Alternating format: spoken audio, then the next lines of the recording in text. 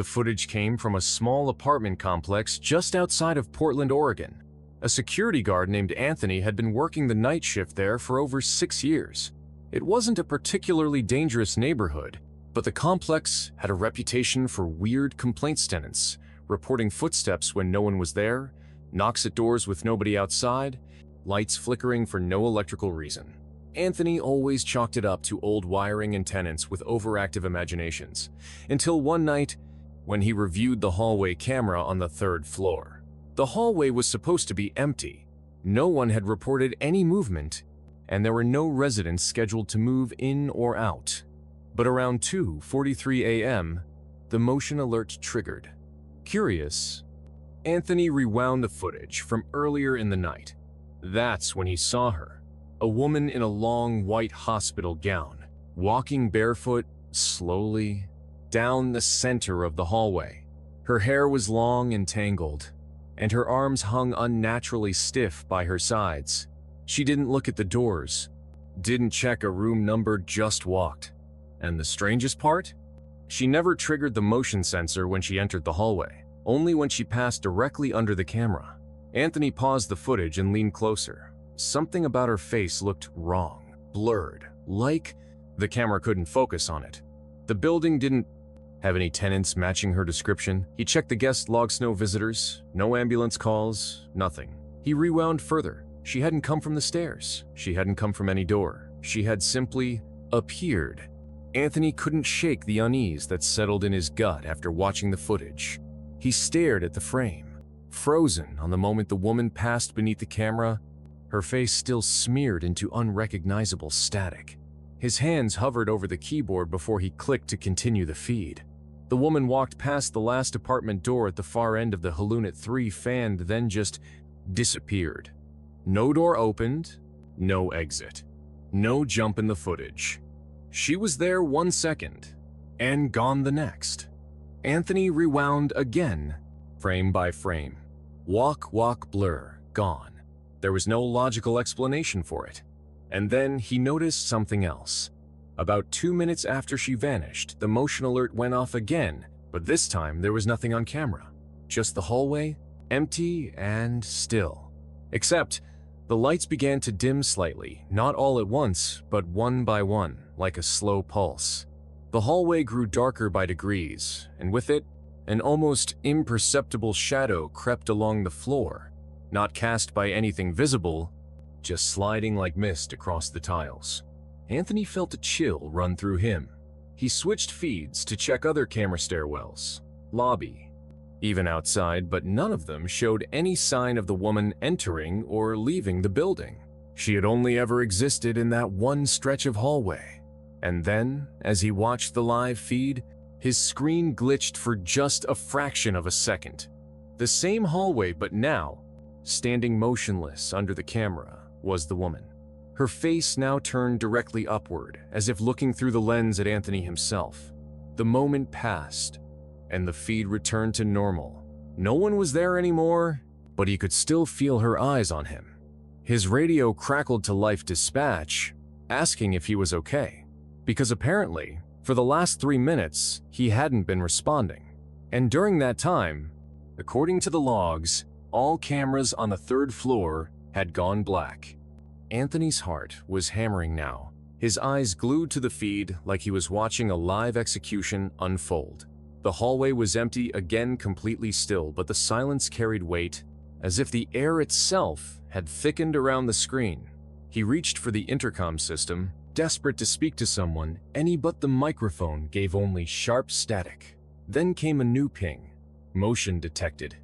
3rd floor hallway, camera 3. The moment he clicked, the feed buzzed and there she was again. Not walking this time. Not even standing, she was crawling directly beneath the camera on all fours. Head bowed, limbs jerking unnaturally like a puppet with cut strings. Each frame glitched, as if the footage couldn't fully process her body. Her hands left long, wet smears on the floor, though there was no sign of blood or moisture anywhere else. She stopped directly beneath the camera, arched her back violently, and then her head snapped, eyes pitch black and unblinking. Her mouth open wider than seemed human, like something was trying to escape her jaw. The lights above her shorted out with a loud pop, and the screen turned to static. Anthony shoved himself back from the desk, his chair toppling over, as he scrambled to check the hallway in person. He grabbed his flashlight and keys, his breath coming in sharp gasps as he climbed the stairs. The building felt wrong now. The hum of the vending machines downstairs had stopped. The exit signs weren't lit anymore. On the third floor, he pushed the hallway door open slowly. Every light was out. The air was damp and cold, unnaturally so. Echoes of soft, wet dragging sounds came from the far end near apartment 3F. Anthony raised the flashlight. It flickered once, then cut out completely. He reached for his radio, again dead. He turned around to leave, but behind him, blocking the stairwell door, was the woman. Her limbs were longer now, her head tilted at a broken angle, her mouth still hanging impossibly wide. Her eyes didn't blink. She stepped forward, slow and twitching. And then everything went black. Anthony woke up on the floor of the security office, his ears ringing and shirt soaked with cold sweat. His flashlight lay beside him, its battery dead. The monitors were all back on, but the third-floor hallway feed looped endlessly with static. Dispatch was still calling his name over the radio, sounding increasingly panicked. He pushed himself up slowly, his joints aching, his memory fragmented. All he could remember was the woman, her eyes, that sound like wet breathing in his ear. He stammered into the mic that he was okay, just fainted from exhaustion, but deep down he knew something had touched him. Something that had been real. Hours later, when maintenance arrived, they confirmed something strange. Camera 3 had burned out entirely, wires melted from the inside like they'd been struck by lightning. But no one else reported anything odd. The residents of apartment 3F? They were still out of town. No signs of forced entry. No one else on the third floor reported seeing or hearing anything unusual. Anthony requested a transfer the same week. He couldn't explain it, but every night, since he has woken up at exactly 3 a.m., heart racing, hands shaking. He keeps a towel under his bed now because every morning he finds damp footprints leading from his hallway to his bedroom door, and a faint whisper in the static of his clock radio murmuring his name.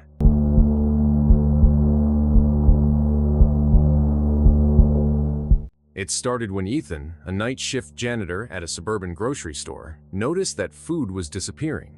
Every few nights, some packaged sandwiches from the fridge or energy drinks from the staff cooler would vanish with no explanation.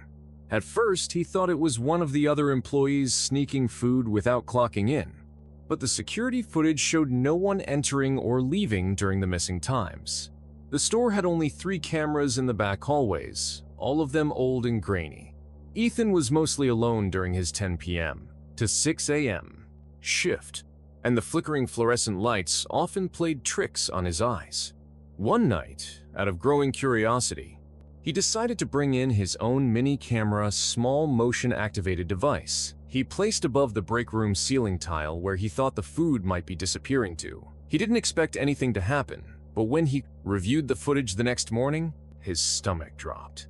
In the middle of the night, the tile above the fridge lifted and something peered down. A pale, eyeless face, framed in stringy black hair, slowly lowered, then pulled itself back up into the vents, dragging a sack behind it. Ethan sat frozen, rewinding the footage again and again, trying to convince himself it was a prank, a glitch, a nightmare. But he couldn't unsee the slow, blinkless expression and the small twitch it made as if it could see him through the lens. Ethan didn't go to work that night. Instead, he drove to the store in daylight, met with the manager, and showed him the footage. The manager was skeptical, said it had to be a raccoon or a sick prank from one of the teenage employees. But Ethan knew what he saw. There were no raccoons in the vents, and what kind of raccoon lifts a ceiling tile with fingers and watches quietly? Without blinking, the manager reluctantly agreed to install a few better cameras above the ceiling tiles and in the back storeroom, and Ethan agreed to return to work the following night as long as he could watch the cameras. live on his phone shift started like usual. 10 p.m. The store was dead. Quiet aisles empty, only the faint hum of refrigeration units. The app on Ethan's phone flickered as the feed refreshed every 5 seconds for the first few hours. Nothing. Then, at 2:17, and one of the new cameras went dark. 5 seconds later, the next camera over-flickered, then the last one froze. When it resumed, a face was staring directly into it. Pale white skin, stringy hair, and teeth gritted so tight it looked painful. Ethan's phone slipped from his hands and hit the floor as he scrambled backward from the break room. Couch above him, he heard a creak. Not from the hallway, not from outside, directly above him in the ceiling. The same tile that had lifted on the camera shifted a millimeter, a hairline crack of black opening up. Ethan didn't breathe, didn't move, didn't even blink until the sound stopped. He grabbed his keys and ran out into the parking lot, dialed 911 with trembling hands. When police arrived, they searched the vents, didn't find anything, but did note scratch marks, long and deep and oily fingerprints inside the metal, as if someone had been crawling through the entire ventilation system for weeks, maybe months. The store was closed the next day for a maintenance issue, but Ethan couldn't sleep. He kept thinking about the face on the screen, the noise above the break room, the oily prints in the ducts. He replayed the footage frame by frame, and in one freeze frame, he noticed something behind the face, not just darkness, but what looked like a hand gripping the vent frame, long, pale fingers curling under the edge. And that wasn't all. The man, or whatever he was, had no shirt on his back, was covered in long red scrapes, as if he had been dragging himself through metal ducts for days. Ethan sent the frame to the police, but got no response. So that night, unable to rest, he drove to the store with a flashlight and a crowbar, and decided to investigate for himself. He waited until 3 a.m., then entered through the rear employee door. The store was quiet, empty, lights off, except for emergency backups. He climbed a stepladder in the break room, pushed open the tile, and shined his flashlight inside the beam. Caught something. It wasn't just dust and wires. It was a tarp. No, it was a blanket, and under that, a small hoard of empty food wrappers, a cracked plastic cup, and a journal scrawled with writing. Ethan reached up to grab it when he heard a sound behind him, a deep, slow exhale. Turning around, he saw the storage door swinging slowly open. Nothing visible inside but a stench wafted out like rot and sweat, then a thud above him, not behind, above something. Moving fast through the ductwork, Ethan dropped the flashlight. It flickered and rolled under the lockers. He scrambled down the ladder, just as a ceiling tile from the opposite end of the break room crashed to the floor, followed by a hand, and then another, something pale, long, emaciated, was pulling itself through the ceiling hole. Ethan ran. Ethan sprinted through the aisles, his footsteps echoing on the polished tile behind him. The air vents howled. Something was in them, following parallel above. Every time he turned a corner, a new crash came from the ceiling, as if the thing was tracking him, predicting him. He reached the front entrance, but the automatic doors didn't respond. Locked past midnight. He smashed the glass with a crowbar, triggering a silent alarm, but didn't care. He bolted into the parking lot, his breath ragged, his shirt soaked, when police arrived minutes later. Ethan explained everything, showed them the footage, and pointed them to the ducks. They found the nest, the wrappers, the journal, and eventually the man, a vagrant. They said mentally ill and dangerously malnourished. He had been living in the ducts for nearly a month, watching everyone below slipping in at night to steal food, never once triggering alarms. They said it wasn't the first case like that, not even the worst, but what Ethan couldn't get over was the journal. It wasn't just rambling, it was detailed descriptions of each employee, what they did, who they were, what they said. Even Ethan himself was mentioned, pages of notes about his habits, his routines, what time he clocked in, how he liked his coffee, what aisle he spent the most time in. The final entry simply said, "Tonight I come down." Ethan quit that week and never worked another retail job again.